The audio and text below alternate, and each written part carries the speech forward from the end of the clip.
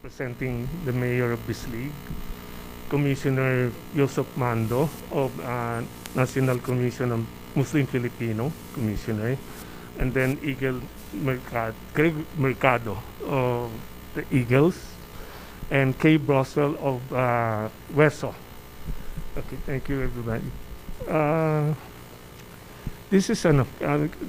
It's okay to take your seat, everybody, and then this is a simple press presentation of our project of the Maritime City in Bislig. It's a long journey for our chairman to conceive this project. It took him 20 years to able to pursue these dreams of his. I know majority of you will be wondering, who is J.M. McGregor to have such kind of a project? We are not those big companies, but one thing first, we secure the financial of this project before going into it, because it's hard to, make plans, but not really till comes to the end of financial matters, you will be nothing without it. So it took our chairman 20 years to plan and everything for Bislig. Number one, he's from Bislig, but if you don't have the heart for the people of Bislig, you will not come up with these ideas. I'd like to present to you our chairman of J.M. McGregor Hagens Incorporated, Mr. Jonathan Sanchez.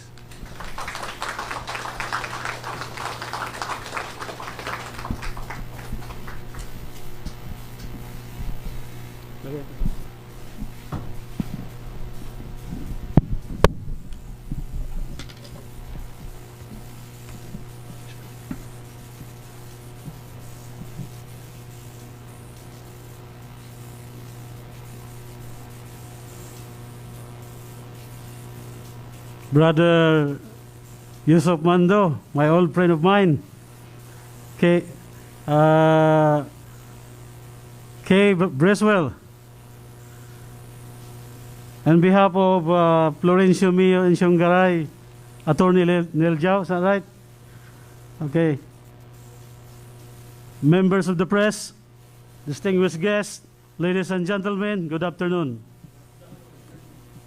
The shipping industry is responsible for the transport of around 90% of world trade.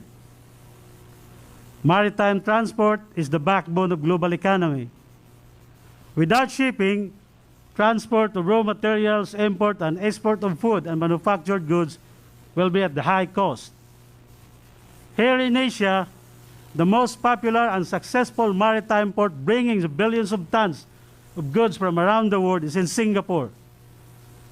Singapore is the Asian center of shipping commerce, bringing billions of dollars to their economy. Bislig City will be the next destination port in Asia. Its location alone, Bislig City, is very strategic, considering that the South China Sea Passage is being contested by different countries in the region. For 6 consecutive years, Singapore has stopped the Shinhua Baltic International Shipping, which rank cities that offer port and shipping services. Like Singapore, Bislig Maritime City will be a free port, open to all ships of every state flag vessels of every nation. Bislig Maritime City will provide a shorter transit of fuel, cargoes, and other ships' demand, vessels from Australia to Japan, Korea to China, and the U.S. territories, and vice versa. The Maritime City will be convenient port for anchorage, and it will provide transit of ships' demand, ship repair, fuel bunkering, and other provisions and other services.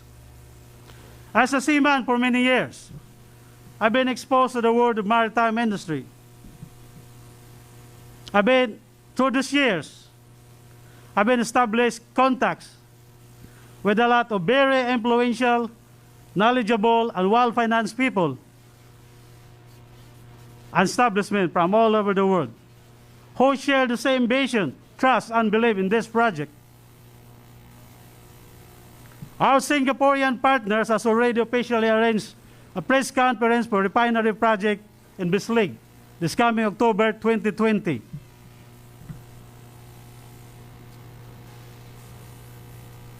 Our country blessed with water. As a maritime nation, one of our great assets is water. Within 10 years from now, after construction, Bislig City, Surigao del Sur, in Mindanao, will be the busiest shipping route next to Singapore. Thank you very much, and thank you for your time.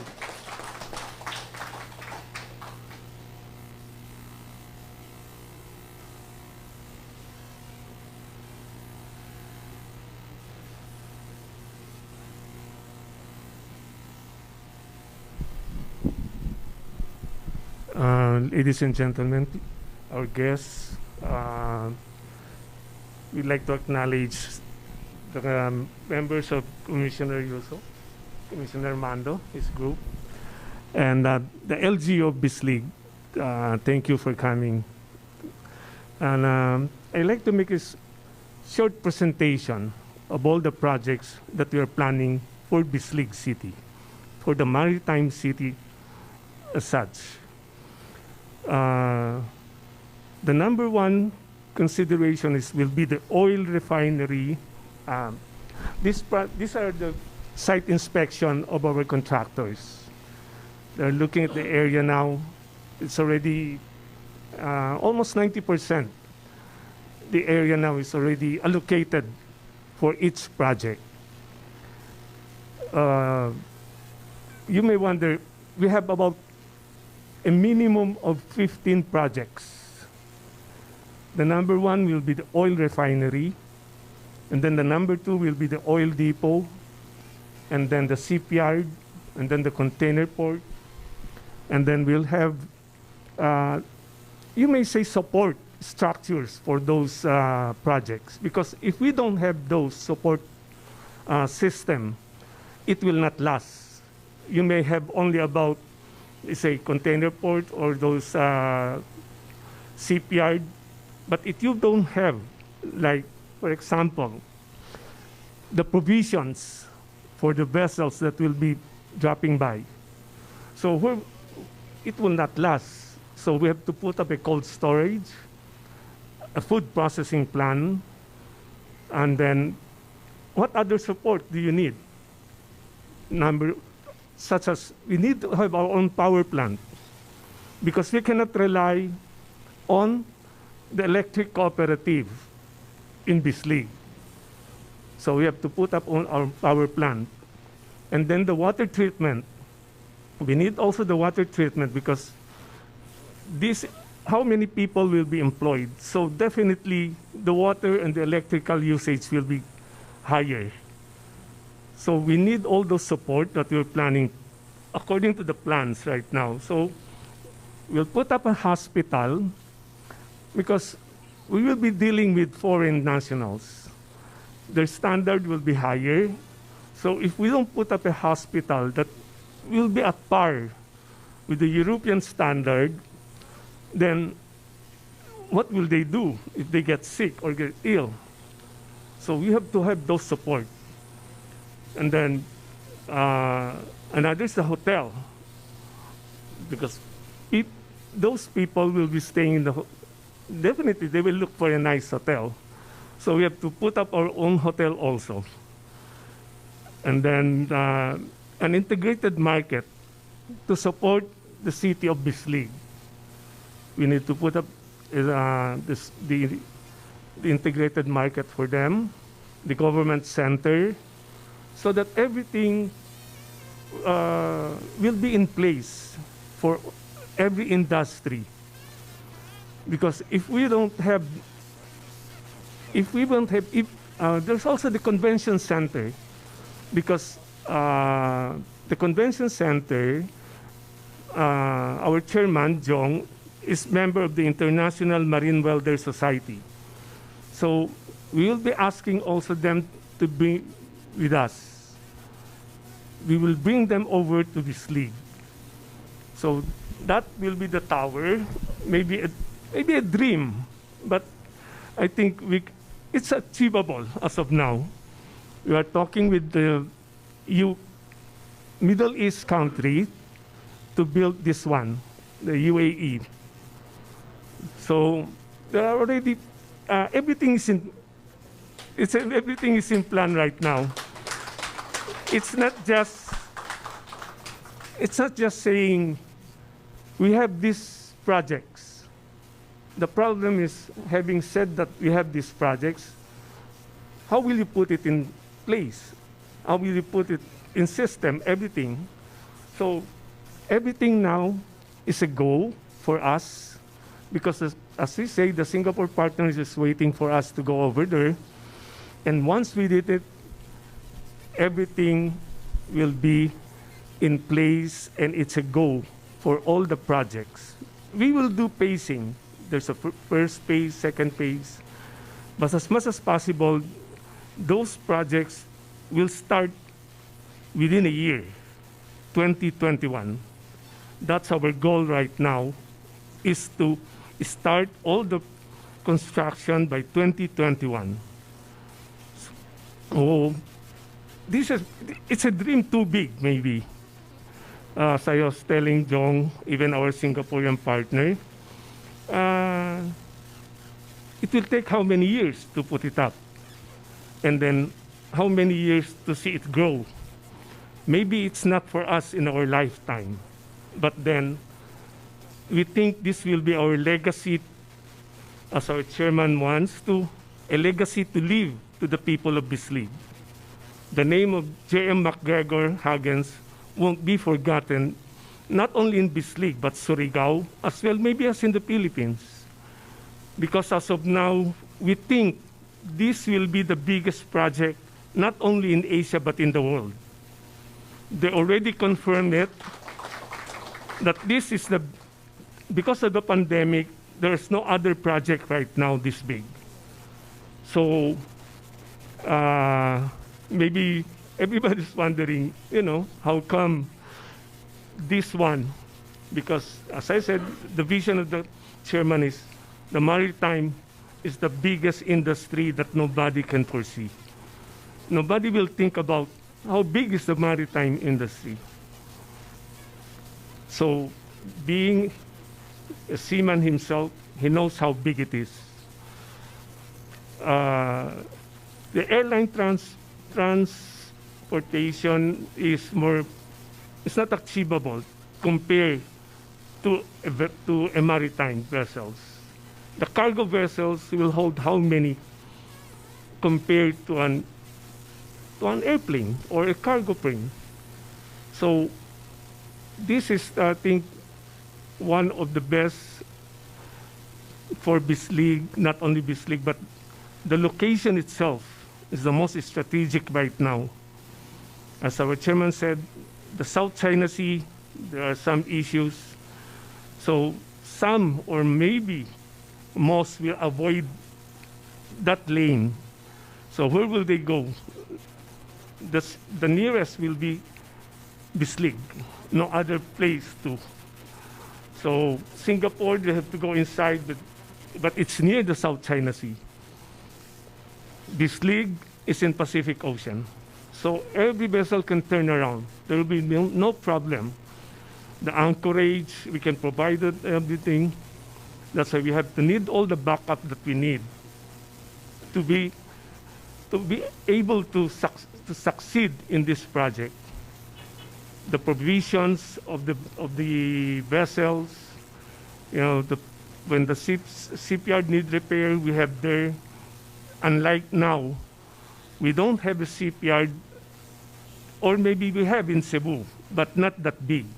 It cannot accommodate big vessels. So this one will be truly for those, maybe you may call them Panamax. So the vision now is to, actually, J.M. McGregor provided laborer for Hanjing shipping. No, it's not, nobody knows this issue, but marine welders were trained by J.M. McGregor's to be provided in Subic. So those are our advantage now. The J.M. McGregor had the advantage.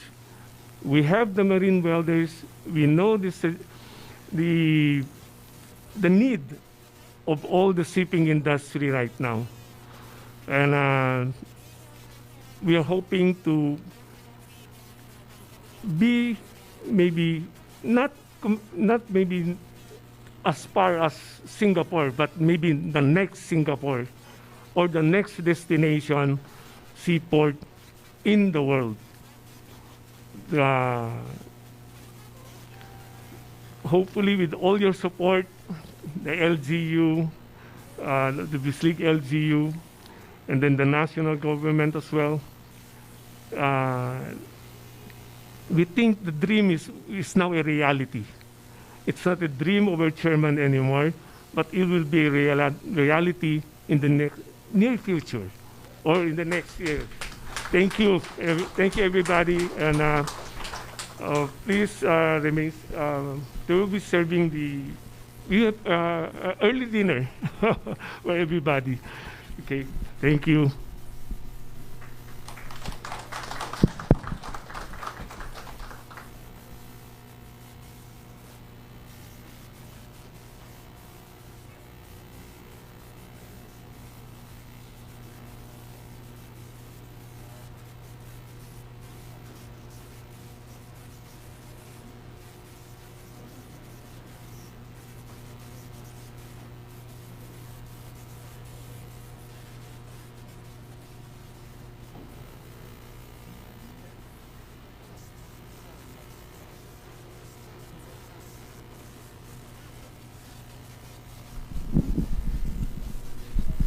Ladies and gentlemen, may we have a few words from our guest, special guest, from Attorney Neil Howe, and then next will be the Commissioner. Commissioner, ikaw na. Commissioner Mando Yusuf of NCMF.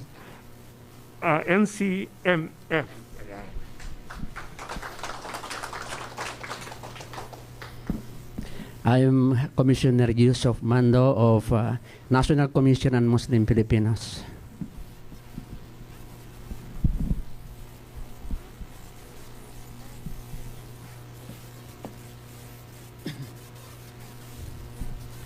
Thank you very much, my dear brother, friend, Mr. Jong Sanchez. Good afternoon, Your Honors, distinguished guests, ladies and gentlemen. I'm grateful to be here, invited in this laudable event. When I got the chance to visit Caraga a few years ago, the region was in the middle of political, economic, and security crisis.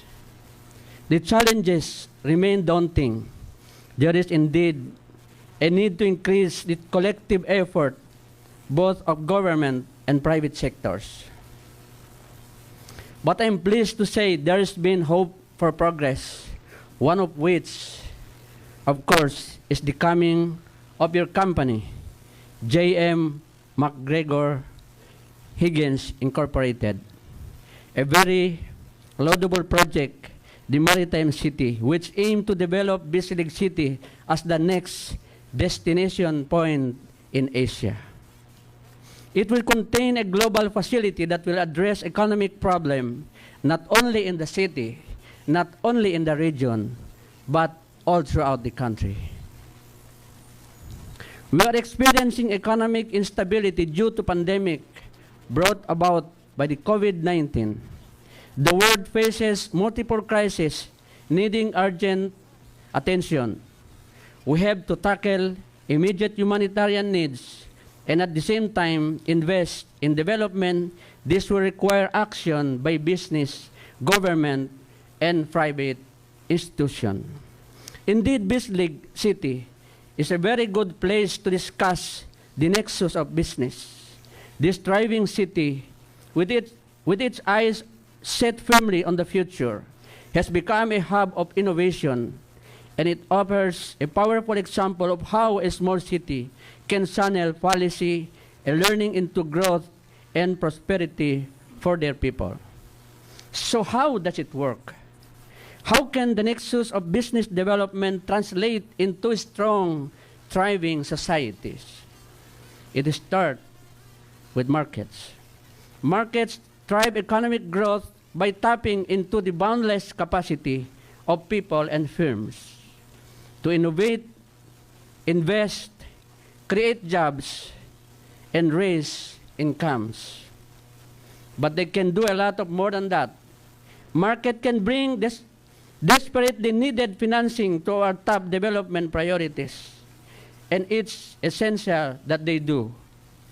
Properly harness the public benefits of innovation and entrepreneurship far exceed their private gains. For example, when private sectors invented the telephone, the car, the personal computer, societal benefits far outweigh the profits earned by their creators. This is where government play a key role by providing the public goods that fuel and spread private innovation. The government has a comparative advantage delivering public goods that benefit all of society. It has a key role in ensuring equal opportunity for all its citizens. It provides a strong environment for the private sector. And if you look around the world, you will see that the most developed countries are the ones where government are leveraging technology to listen to and respond to the needs and ambitions of their people. If the private sector is the engine of growth, the government should be the driver. In 1972, the year I was born, the percentage of people in the world living in extreme poverty was around 50%. We have been able to reduce that number to around 9%. And along with that reduction in poverty, we have been a global convergence of aspirations. The poor aspire to lead healthy, stable, secure lives as much as the middle class of the worthy. We have no choice but to embrace those aspirations and give everyone a chance to reach full potential. And we must embrace those aspirations in a world where there is rising uncertainty, technological changes are creating displacements and anxieties for large segments of the population in rich as well as the poor countries. The 11th century philosopher Al-Ghazali cautioned that knowledge without action is wastefulness, and action without knowledge is foolishness. And we must act as Dr. Martin Luther King Jr. said, with the fierce urgency of now, knowing that there is such a thing as being too late. I hope that when we meet next time, our actions will have delivered real achievements, and that we can say to each other, we have been neither wasteful nor foolish, and we acted with a sense of urgency that this time requires. Mabuhay. Thank you very much. Wassalamualaikum warahmatullahi wabarakatuh.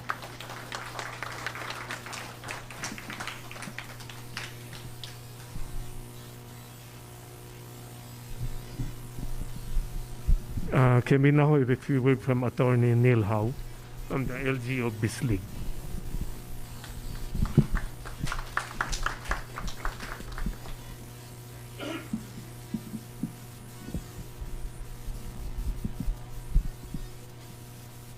To our beloved chairman of J.M. McGregor Hagens Incorporated, Sir Jonathan,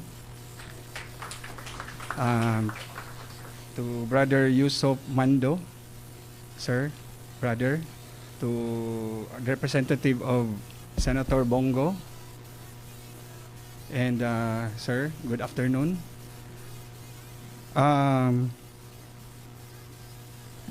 The City Mayor of Bislig would like to send his apologies for not physically attending here. Actually, he joined us from our flight from Bislig City via Butuan to personally attend this press conference. However, he cannot join us because he's physically indisposed today. So he told me to represent him.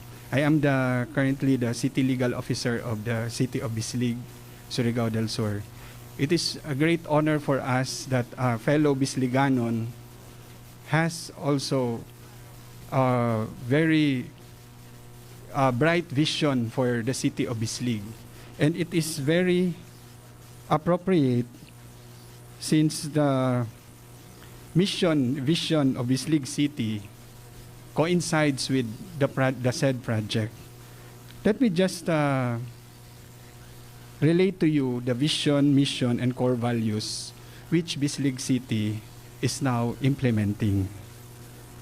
Its vision states that by 2025, Bislig City will be a highly livable agritourism center and investor-friendly city where empowered Bisliganons live in a vibrant and self-sustaining economy supported by resilient infrastructures and led by transparent and God-loving stewards.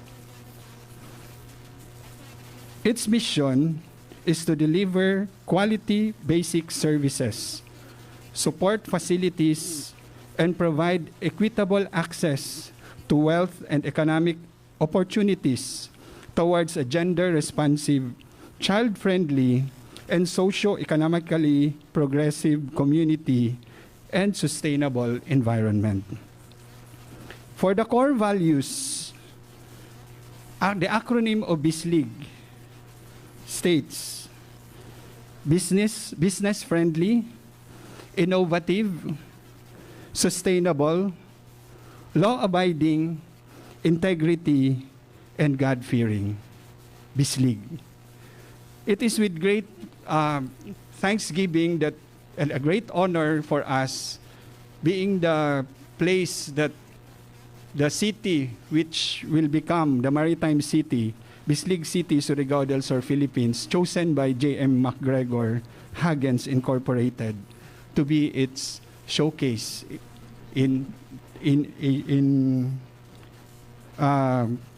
as the next global destination port in Asia.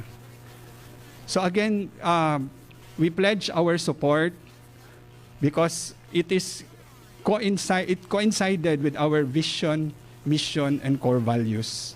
So we would like to express our gratitude and assurance to J.M. McGregor Hagens Incorporated that Bislig City will be working side by side and will be supporting these projects. In fact, we have here the representatives from the City Council, and I would like to acknowledge them. The #1 supporter of J.M. McGregor Hagens Incorporated. We have here Attorney Geoffrey G. Kagakit. He's currently our City Councilor. And also we have here Councilor David K. Salazar, Senior. Also our City Councilor.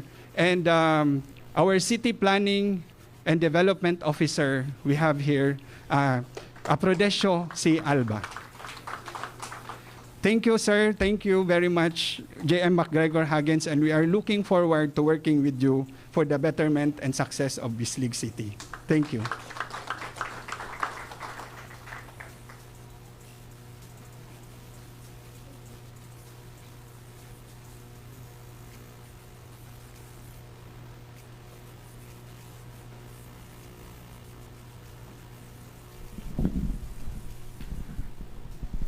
Sir Mercado, can we have a few words?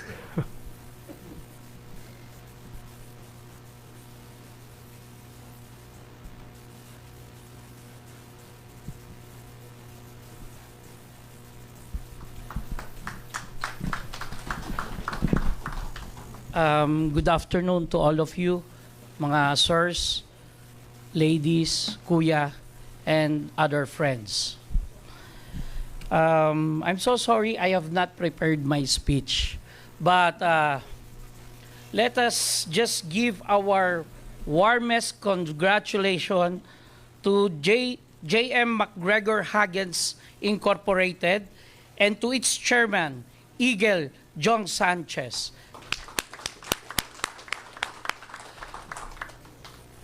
With its developmental project that being envisioned by Eagle Jong Sanchez, napakalaki ng magiging bahagi nito para sa atin sa bansang Pilipinas. Lalong-lalo na sa City of Bislig. Why?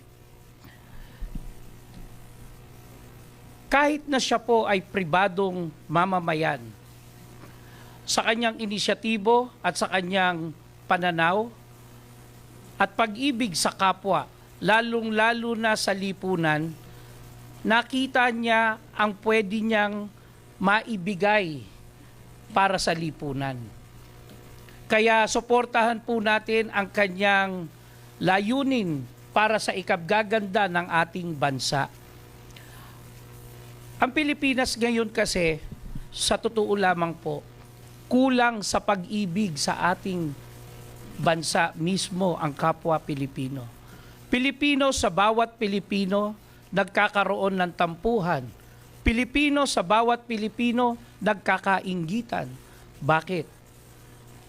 Hindi ito ang tunay na Pilipino. Ang tunay na Pilipino nagmamahal sa kapwa.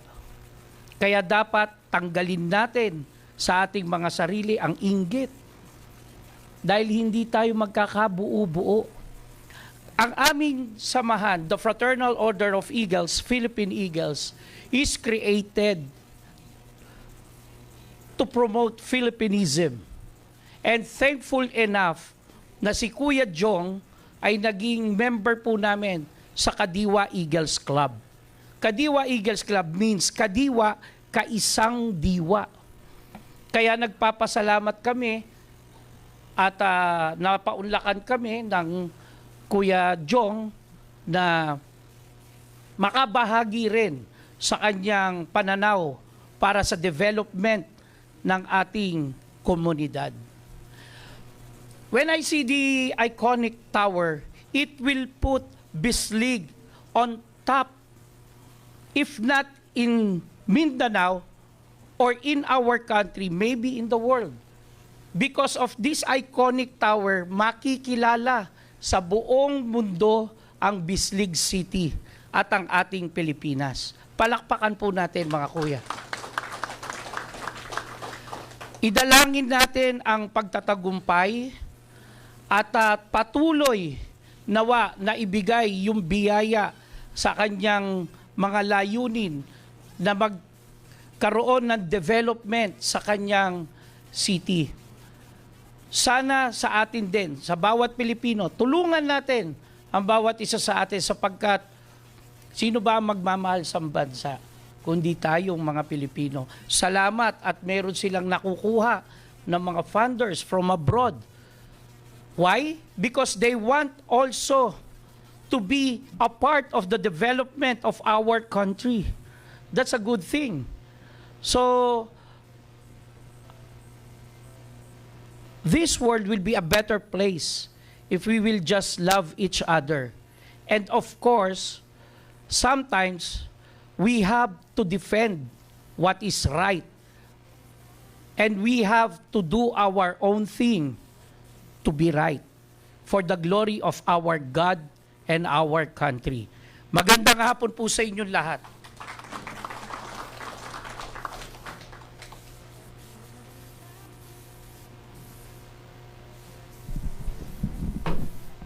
Thank you, Attorney Howe, Commissioner Mando, and Eagle President Mercado. We would also like to acknowledge our local contractors who are here now, Perpetua, SNJ, I think SD Solar, and then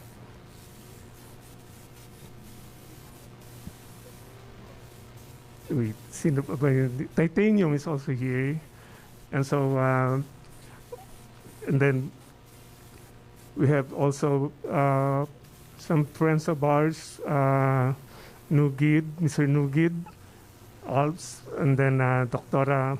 Aurea Riostor is here. So, and then some friends. We will be wishing maybe that with the commitments of the LGU to us, it's a very big thing now because it's so hard to convince even the foreign funders. You know, what we are doing is that we all told them already that definitely there will be no problem with the LGU.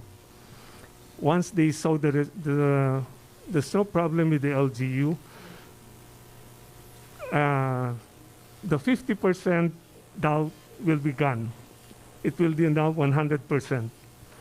So that's most of the people will think who you are, who is J.M. McGregor to secure such an unprecedented, maybe from the LGU, the support that we have gotten from them, is that it is something that maybe most people will think na it's an impossible dream. To be honest, it's a goal that we would like to.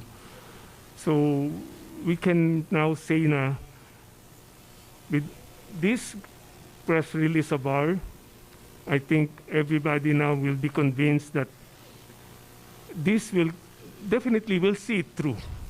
It will be going to be the next Bislig city, the next destination, seaport destination worldwide. Thank you for your attendance, everybody, and let's keep safe of the pandemic. Okay, thank you, everybody.